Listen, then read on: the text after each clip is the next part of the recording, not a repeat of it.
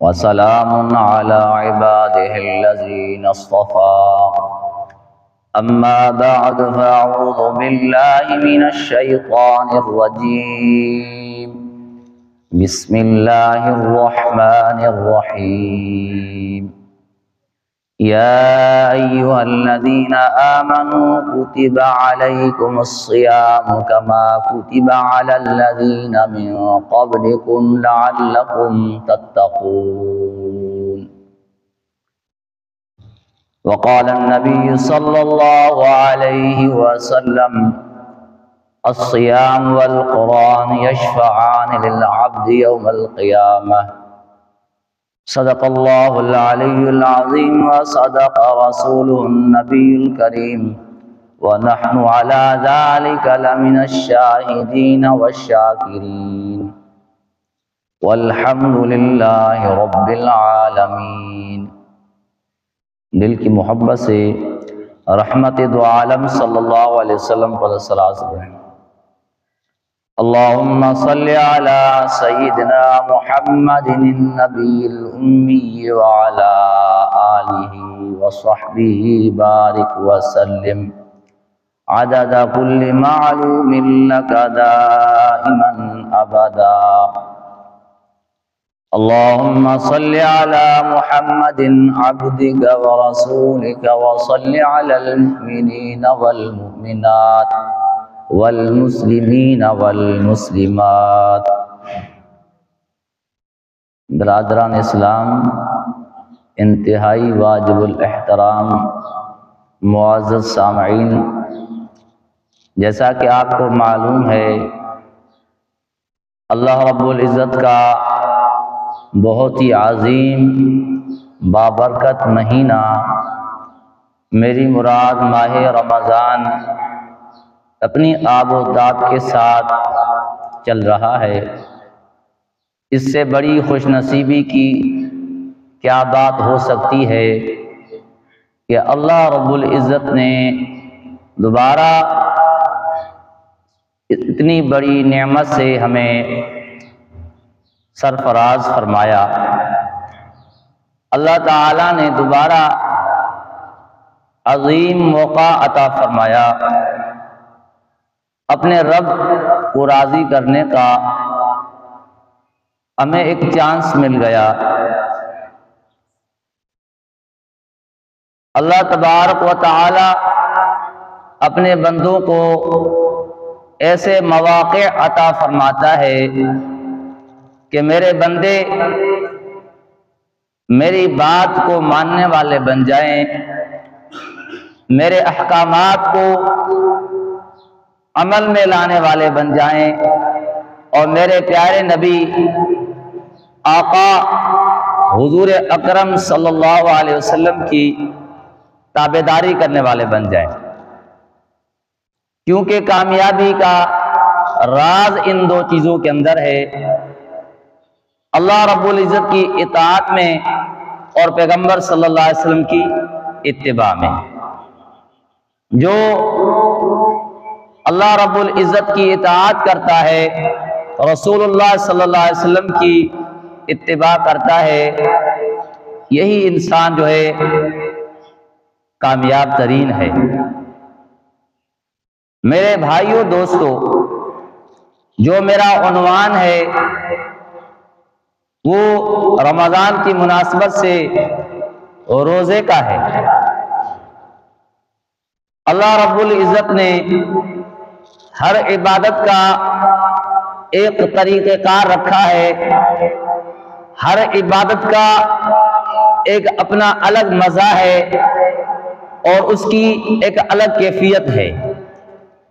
اسی طریقے سے رمضان بھی بہت بڑی اہمیت کا حامل ہے، اور جو اس کے اندر عبادت ہے جس کو روزہ کہا جاتا ہے، یہ بھی بہت بڑی اہمیت کی حامل اور عظیم جو چیز ہے۔ اللہ رب العزت ہم کو رمضان قرآن کی صحیح قدر نصیب فرمائے، اور اس مہینے میں اللہ تعالی ہمیں خوب محنت کی اور اپنے رب کو راضی کرنے کی توفیق عطا فرمائے۔ میرے دوست عزیزو، اللہ تعالیٰ نے ارشاد فرمایا کہ میں نے آپ کے اوپر روزوں کو فرض کیا ہے، اور یہ بات کوئی نئی بات نہیں ہے، آپ سے پہلے بھی اقوام گزری ہیں، ان کے اوپر بھی فرض تھا۔ یہ کوئی نہ سمجھے کہ شاید ہمارے اوپر ہی اللہ تعالیٰ نے اس کو فرض کیا ہے۔ اللہ فرماتے ایسی بات نہیں ہے، آپ سے پہلے بھی لوگوں پر ہم نے فرض کیے تھے۔ اس جملے کو اللہ تعالیٰ نے ارشاد فرمایا تاکہ مومنین کو آسانی ہو جائے، اور حوصلے کو بلند کرنے کے لیے فرمایا، کیونکہ جو کوئی چیز جب نئی آتی ہے یا نئی چیز کسی کے ذمہ لگائی جاتی ہے، وہ گراں قدر محسوس ہوتی ہے، بوجھل سی محسوس ہوتی ہے۔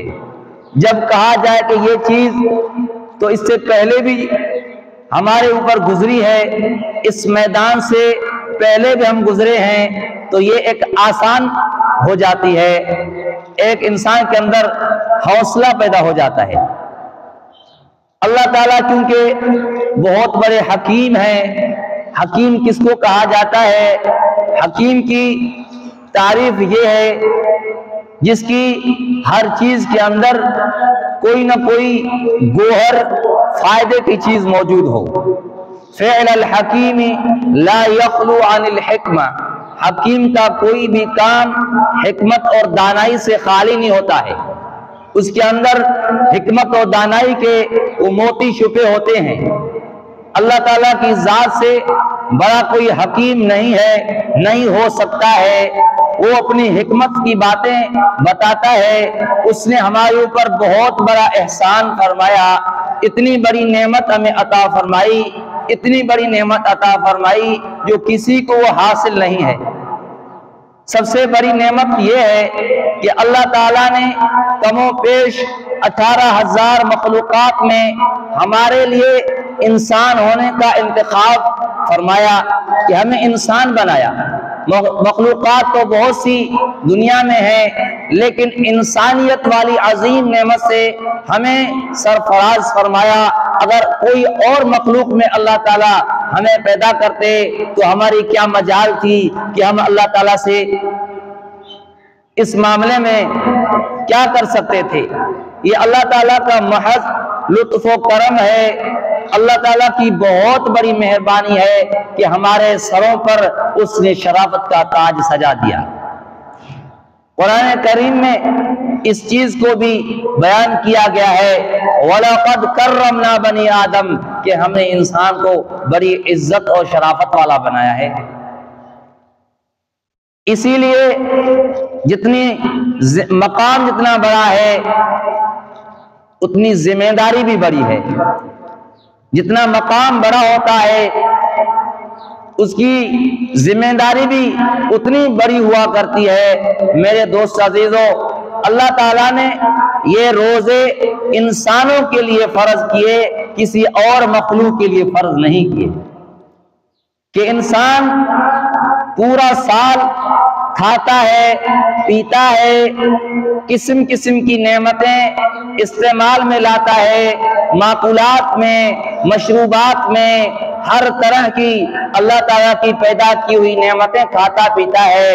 اللہ نے ایک مہینہ رمضان کا ہماری اصلاح کے لیے، ہمارے اندر اور باہر کے نظام کے لیے روحانی اور جسمانی اعتبار سے ایک مفید ترین چیز روزہ ہمارے اوپر فرض ہے، جس کے ذریعے سے انسان کی جسمانی صلاحیتیں بھی بڑھ جائیں اور روحانی جو امراض ہیں وہ بھی ختم ہو جائیں، ایک بندہ اللہ رب العزت کے قریب ہو جائے۔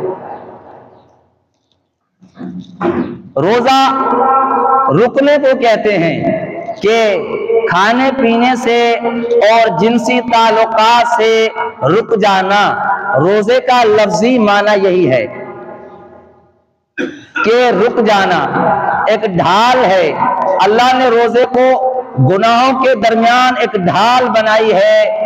دوستو عزیزو، جس طریقے سے ڈھال کے ذریعے سے انسان اپنا دفاع کرتا ہے، اپنے جسم کو ضرر سے، زخم سے بچاتا ہے، اللہ تعالیٰ نے انسان کے ایمان کو بچانے کے لیے اللہ نے روزے کو فرض کر دیا، تاکہ روزے کے ذریعے سے انسان تقویٰ کے اس اعلیٰ مقام تک پہنچے، جس تقویٰ کے میدان میں انسان جو ہے آئے گا تو اللہ تعالیٰ اس کو شیطان کے، نفس کے شکنجے سے آزاد کر دیں گے، اور شیطان کی چالوں سے، شیطان کے حیرت انگیز، حیرت ناک حربوں سے وہ نجات حاصل کرے گا، کیونکہ شیطان ہمارا ازلی دشمن ہے، بہت بڑا دشمن ہے، اتنا بڑا دشمن ہے کہ قرآن کریم نے جس کی نشاندہی کی ہے، اور اس کو اللہ تعالیٰ نے فرمایا ہے ان الشیطان لکم عدو مبین، کہ شیطان تمہارا کھلا دشمن ہے۔ اگر کسی دشمن کے بارے میں ہم کو یہ یقین ہو جائے کہ یہ میرا دشمن ہے، کھلا دشمن ہے، اگر میں کہیں بھی اس کو ہاتھ لگ گیا تو یہ کسی بھی قسم کی رعایت نہیں کرے گا۔ میرے دوست عزیزو، کیا ہم اس کے سامنے گزرنے کی کوشش کریں گے، یا ہم اس کے مقابلے میں ایسے خامخواہ آنے کی کوشش نہیں کریں گے؟ میرے دوست عزیزو، جب ہمیں اپنی جان اتنی محبوب ہے، اپنا جسم اتنا عزیز ہے کہ ہم اپنے جسم کی حفاظت کے لیے ہر قسم کے جو ہے وہ کوشش کرتے ہیں کہ ہمارے جسم کو تکلیف نہ ہو اور ہمارا جسم سلامت رہے، تو جو اس سے بھی امپورٹنٹ اور ایک قیمتی چیز ہے وہ انسان کی ایمانی اور روحانی زندگی ہے، اس کا ہم کیوں فکر نہیں کرتے؟ جسم کو تو ہم نے تازہ توانا رکھنے کے لیے ہر قسم کے فارمولے استعمال کیے، جسم کو مضبوط سے عضبت بنانے کے لیے جم ہم نے اختیار کر لی، اور مختلف قسم کے مشورے ہم نے وہ اپنا جو ہے اپنی زندگی کے اندر استعمال کیے، لیکن کبھی یہ سوچا کہ ہمارے اندر جو روح ہے، وہ روح اصل چیز ہے، اس روح کو ہم نے کیوں اتنا کمزور اور لاغر کر دیا، جو رب کے سامنے کھڑا ہونے سے بھی جو ہے وہ اللہ کے سامنے کھڑا نہیں ہو سکتا ہے، اتنا کمزور ہو گیا ہے کہ نماز کے لیے جی نہیں چاہتا ہے، روزہ رکھنے کے لیے جی نہیں چاہتا ہے۔ میرے دوست عزیزو، روح کو طاقتور بنانا ہے، جسم کو طاقتور اتنا بنا دیا کہ روح کمزور ہو گیا۔ میرے دوستو، روزہ روح کو طاقتور بنانے کا ایک زبردست نسخہ ہے، جو روزہ رکھے گا اللہ تعالیٰ اس کے روح کو طاقتور بنا دیں گے۔ اللہ تعالیٰ ہمیں روزے رکھنے کی توفیق عطا فرمائے۔ زبردست مہینہ ہے، ایک رحمتوں کا مہینہ ہے، انسان کی زندگی میں ایک نئی زندگی لانے والا مہینہ ہے، ایک نئی جو ہے روح پھونکنے والا مہینہ ہے۔ جتنی ہمیں کوتاہیاں ہم نے کی، گناہ سرد ہوئے، اللہ تعالیٰ کی نافرمانیاں ہوئی، اس مہینے میں گڑ گڑا کے رو کے اپنے رب سے معافیاں مانگیں، روٹھے رب کو منائیں، اور اللہ تعالیٰ کے ذکر اذکار میں، تلاوت میں زندگی بسر کریں، اور اپنی زندگی کی تبدیلی کی دعا مانگیں۔ یا اللہ، ہماری زندگی جو غلط رخ پر چل رہی ہے، ہماری زندگی کو صحیح رخ پر چلا، ہماری زندگی کا رخ صراط مستقیم پر چلا۔ صراط مستقیم کی دعا کریں، اور استقامت کی اور دین پر ثابت قدمی کی دعا مانگیں۔ میرے دوستو، یہی زندگی ہے، یہی ہماری کام کی چیز ہے۔ دنیا کی کوئی حیثیت نہیں ہے آخرت کے مقابلے میں۔ وَلَلْآخِرَةُ خَيْرٌ وَأَبْقَىٰ، آخرت باقی رہنے والی چیز ہے، وہی بہتر زندگی ہے۔ دنیا میں محض ہم امتحان کے لیے آئے ہیں، اور اللہ رب العزت نے ہمیں بھیجا ہے تاکہ میں دیکھوں کہ کون اعمال صالحہ اختیار کرتا ہے، کون جو ہے شیطان کے راستے پر چلتا ہے، کون رحمان کے راستے پر چلتا ہے۔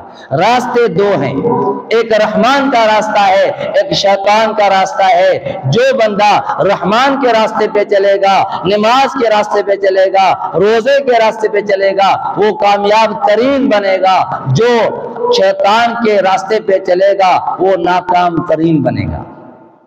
ابھی فیصلہ آپ نے کرنا ہے۔ ہر بندہ اپنی جو ہے زندگی پر نظر رکھے اور اپنی زندگی کا اپنی جو ہے احتساب لے، حساب کتاب کرے، محاسبہ کرے کہ آیا میری زندگی قرآن و سنت کے مطابق چل رہی ہے یا قرآن و سنت کے خلاف چل رہی ہے، قرآن کی تقاضے پہ چلتی ہے یا قرآن کی مخالفت میں چلتی ہے، آیا ہماری زندگی اللہ تعالیٰ کی مرضی کے مطابق چل رہی ہے یا اللہ تعالیٰ کی مرضی کے خلاف چل رہی ہے۔ معصیت، طاعت، مرضیہ، غیر مرضیہ، اللہ کی رضا والے کام اور اللہ کو ناراض کرنے والے جو کام ہے، میرے دوستوں سب کو معلوم ہے۔ کوئی اتنا کم علم نہیں ہے جو یہ نہ سمجھ سکے کہ اس کام میں اللہ راضی ہوتے ہیں اور اس کام میں اللہ ناراض ہوتے ہیں، سب کو معلوم ہے۔ اتنا علم تو سب کو ہے، حلال حرام، پاکی ناپاکی، یہ علم تو فرض ہے۔ میرے دوست عزیزو، اللہ تعالی ہم کو دین کی کامل سمجھ عطا فرمائے کہ روزہ ایک گناہوں سے ڈھال ہے۔ اللہ فرماتے ہیں کہ روزہ ہم نے آپ کے اوپر فرض کیا۔ کس کے اوپر؟ ایمان والوں کے اوپر۔ ایمان شرط ہے، کافر پر روزہ فرض نہیں ہے۔ ایمان جس نے لایا اس پر روزہ فرض ہو گیا۔ علیکم الصیام، تم سب پر جنہوں نے ایمان لایا ہے سب پر روزہ فرض ہے۔ کما کتب علی الذین، ایسی بات نہیں کہ صرف تمہارے اوپر، کما کتب علی الذین من قبلکم، جیسا کہ فرض کیا اللہ فرماتے ہیں ہم نے ان لوگوں پر من قبلکم جو تم سے ما قبل گزر چکے ہیں۔ بھلا کیا اس میں حکمت ہے، کیا فائدہ ہے؟ اللہ تعالیٰ نے وہ فائدہ بیان فرما دیا، لعلکم تتقون، تاکہ تم تقوی اختیار کرو، تاکہ تم گناہوں سے بچ جاؤ۔ گناہوں سے بچنے کا راز روزہ ہے، اللہ کی فرما برداری ہے، اللہ تعالیٰ کے حکم پر چلنا، یہی اصل زندگی ہے۔ عشق الہی اور عشق رسول کی عشق الہی اور عشق رسول یہ ایسی عظیم نعمتیں ہیں جس کو حاصل ہو جائیں وہ کامیاب ہے۔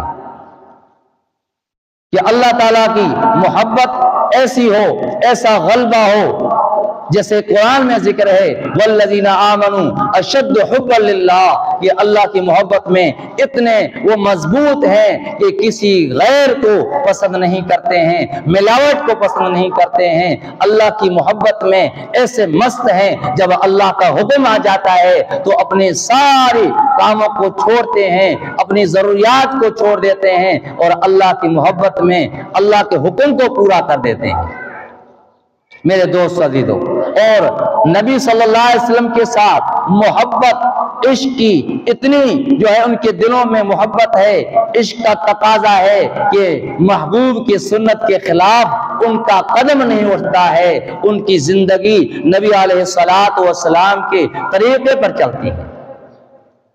نقش قدم نبی کے ہیں، جنت کے راستے، خدا سے ملاتے ہیں، سنت کے راستے۔ جس کو اللہ کی محبت چاہیے، رسول اللہ صلی اللہ علیہ وسلم کی محبت چاہیے تو وہ اتباع سنت والی زندگی اختیار کرے۔ اور اللہ تعالیٰ نے اپنی محبت کا راز بھی اس میں رکھا ہے۔ جو بندہ یہ چاہتا ہے کہ میرا اللہ مجھ سے محبت کرے تو وہ اس رسول اللہ صلی اللہ علیہ وسلم کی اتباع کرے۔ قل ان کنتم تحبون اللہ فاتبعونی یحببکم اللہ، اگر تم چاہتے ہو اللہ تم سے محبت کرے تو میرے نبی کی تابعداری کرو۔ اگر جنت میں جانے کا ارادہ ہو تمامی کا تو گلے میں ڈال دو توق محمد کی غلامی کا۔ یہ درد دل میں رکھنا ہے، یہ ایک داعیہ دل کے اندر پیدا ہونا چاہیے ہر مسلمان کے لیے جس نے کلمہ پڑھا ہے، پیغمبر صلی اللہ علیہ وسلم کو ختم نبوت کا جو ہے وہ بادشاہ سمجھتا ہے، پیغمبر صلی اللہ علیہ وسلم کو آخری نبی سمجھتا ہے، تو اس نے جو ہے ختم نبوت کے لیے بھی کام کرنا ہے۔ ختم نبوت کا نقطہ نظر، بنیادی نقطہ نظر یہ ہے کہ پیغمبر صلی اللہ علیہ وسلم کے مشن کو اتنا عام کیا جائے، پیغمبر صلی اللہ علیہ وسلم کے طریقے کو اتنا عام کیا جائے کہ جو ہے ہمارے بچے بچے کے دل میں بھی اللہ اس کے رسول کی اتنی محبت ہو، کسی غیر کی محبت کی گنجائش باقی نہ رہے۔ آج غیروں کے طریقے ہمارے سامنے ہیں، غیروں کو اپنا آئیڈیل مانتے ہیں، کوئی امریکہ کی بات کرتا ہے، کوئی یورپ کی بات کرتا ہے۔ میرے دوست عزیزو، ہمارے نبی صلی اللہ علیہ وسلم سے بڑھ کر کائنات میں کوئی آئیڈیل شخصیت نہیں ہے، قرآن سے بڑھ کر ہمارے لیے کوئی آئیڈیل نہیں ہے۔ قرآن وہ محفوظ کلام ہے جس کی حفاظت کا ذمہ اللہ نے خود لیا ہے۔ میرے دوست عزیزو، ایسا مقدس کلام ہے جو کائنات میں کوئی کلام اس کا مقابلہ نہیں کر سکتا ہے۔ یہ قرآن بھی اسی رمضان میں نازل ہوا، اور رمضان کی بابرکت رات جو 1000 مہینوں سے افضل رات ہے، اللہ نے اس رات کے اندر قرآن کا نزول فرمایا۔ قرآن رمضان کی آپس میں ایک گہری مناسبت ہے۔ میرے دوست عزیزوں، اور صاحب قرآن وہ پیغمبر صلی اللہ علیہ وسلم کی ذات اقدس ہے جس نے ان چیزوں کو ہمیں بتایا ہے، جنہوں نے ایک ایمان کی ہمیں مشق کروائی ہے، پریکٹس کروائی ہے۔ میرے دوست عزیزو، جس نے اپنے ایمان کو تازہ کرنا ہے تو وہ قرآن کو بھی لازم پکڑ لے، رمضان کو بھی لازم پکڑ لے۔ یہ رحمتوں کا مہینہ ہے، اللہ تعالیٰ کو راضی کرنے کا مہینہ ہے، اللہ کی رحمتوں کو سمیٹنے کا مہینہ ہے۔ میرے رب تعالیٰ کی رحمت بڑے جوش میں ہے۔ اللہ اعلان فرماتے ہیں، حل من مستغفرین، کوئی ہے اپنے گناہوں سے معافی مانگنے والا، کوئی ہے استغفار طلب کرنے والا، میں اس کی ساری زندگی کے گناہ معاف کر دوں گا۔ اللہ تعالیٰ کی رحمت پکار رہی ہے۔ میرے دوست عزیزو، اللہ کی رحمت اتنی بڑی وسیع رحمت ہے، اللہ نے اپنے عرش عظیم پر لکھوا دیا ہے، سبقت رحمتی اعلی غضبی، میری رحمت اور غضب کا آپس میں دور ہوا، میری رحمت غضب کو ہار گئی، سبقت لے گئی۔ اتنا کریم رب ہے، اس رب کو ہم نے چھوڑا ہوا ہے، در در کی ٹھوکریں کھا رہے ہیں، رب کو چھوڑ کے در در کی ٹھوکریں کھا رہے ہیں۔ کوئی قبر پرستی میں لگا ہوا ہے، کوئی جو ہے جھنڈے کے سامنے جھکا ہوا ہے۔ رب کی ذات موجود ہے، جب اللہ کو زندہ مانتا ہے، حی مانتا ہے، تو پھر کیوں در در کے دھکے کھاتا ہے؟ جب اللہ کی ذات حی و قیوم ہے۔ علامہ جلال الدین رومی رحمت اللہ علیہ فرماتے ہیں کہ عشق اس سے کیا جاتا ہے جو باقی رہنے والا ہو اور ہمیشہ زندہ ہو، جو ناپائیدار ہے، ختم ہونے والا ہے، اس کے ساتھ محبت و عشق کا کوئی فائدہ نہیں ہے۔ فارسی میں ذرا آپ ملاحظہ فرمائیں، فرماتے ہیں عشق با حی با قیوم دار، عشق با حی با قیوم دار، باطل کا عشق، غیر کا عشق، عورت کا عشق، دنیا کا عشق، محبت کا عشق، یہ ناکام ہے۔ اگر کامیاب ترین محبت ہے تو وہ اللہ کی وفاداری والی محبت ہے۔ بس اللہ کے حکم کو ماننے والے بن جاؤ، نبی کے طریقے پر جان لٹانے والے بن جاؤ، دین پر مرنے مٹنے والے بن جاؤ، کامیابی تمہارا مقدر ہوگی، مرو گے جنت تمہارے انتظار میں ہے۔ اللہ تعالیٰ ایسی آپ کو موت دے گا کہ تمہاری زندگی کا مقصد کامیاب ہو جائے گا۔ آج ہم نے اپنے رب کو ناراض کر دیا، کوئی نماز نہیں پڑھتا ہے، روزہ نہیں رکھتا ہے۔ جہالت اتنی ہے، جب روزے کے لیے کہا جاتا ہے، کہتا ہے کہ روزہ وہ رکھے جس کے پاس اناج نہیں ہے۔ مسلمان ہو کے کلمہ پڑھنے والا، تیری یہ زبان کیسے ہلتی ہے؟ تیری زبان لڑکھڑاتی نہیں ہے؟ ایسا جملہ کہ جو ہے وہ آسمان زمین ہل جائیں۔ اللہ کی نافرمانی بغاوت میں اتنا اترا ہوا ہے کہ اللہ کے دین کے ساتھ مذاق کرتا ہے، قرآن کے ساتھ مذاق کرتا ہے، نبی کے دین پر مذاق کرتا ہے۔ میرے دوست عزیزو، جس نے اس طرح نیت سے استہزان، علماء کرام، مفتیاء کرام یہ بات کو سمجھتے ہیں، اہل علم اس بات کو سمجھتے ہیں، جس نے اگر استہزان مذاق کے طور پر اگر دین میں ایسی بات کر ڈالی تو وہ کافر ہو گیا۔ دین کے اندر مذاق نہیں ہوتی ہے، قرآن کے ساتھ مذاق نہیں ہوتی ہے، اور علماء کے ساتھ بھی مذاق نہیں ہوتی ہے۔ اپنی بات کو ختم کر رہا ہوں میرے دوست عزیزو، بہت ہی درد دل کے ساتھ عرض کر رہا ہوں۔ آج علماء پر زبانیں کھولی جاتی ہیں، علماء کو گالیاں دی جاتی ہیں، ان کے ذاتی کسی نقص پر ان کی نجی زندگی کو سامنے رکھ کر دین کو نشانہ بنایا جاتا ہے اور بمباری کی جاتی ہے۔ دین اسلام یار ایک مسلمان ہے، علماء ہوں یا عام انسان ہو، غلطی انسان کا خاصہ ہے۔ انسان دو چیزوں سے بنا ہے، الانسان مرکب من الخطأ والنسیان، الانسان مرکب من الخطأ والنسیان، غلطی اور بھول کا نام انسان ہے۔ اگر کسی سے غلطی ہو جاتی ہے تو دین نے ہمارا کوئی نقصان نہیں کیا ہے۔ اسلام کا درس دینے والے یہ علماء ہیں، نبی کی عزت کو، پیغمبر صلی اللہ علیہ وسلم کے طریقے کو ہمارے تک پہنچانے والے، نماز، روزہ، حج، زکوٰۃ کے مسائل بتانے والے، انتہائی اہم چیزیں بتانے والے یہ علماء کرام ہیں، جنہوں نے علماء کی بے عزتی کی۔ یہ فتوی شامی کے اندر موجود ہے، ہمارے عقائد کی فتویٰ کی بہت بڑی بہترین اور مایہ ناز کتاب ہے۔ اگر کسی نے علماء کی بے عزتی کی تو وہ کفر تک پہنچ جاتا ہے۔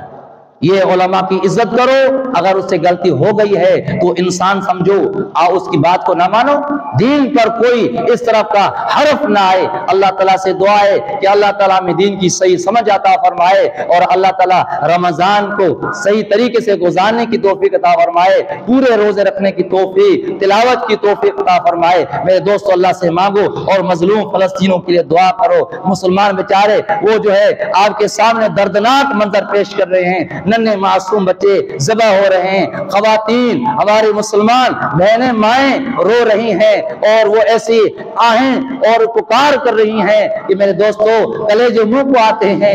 اللہ ہمیں درد نصیب فرمائے۔ یہ ہمارے گناہوں کی نحوست کا اثر ہے، نافرمانی کا اثر ہے۔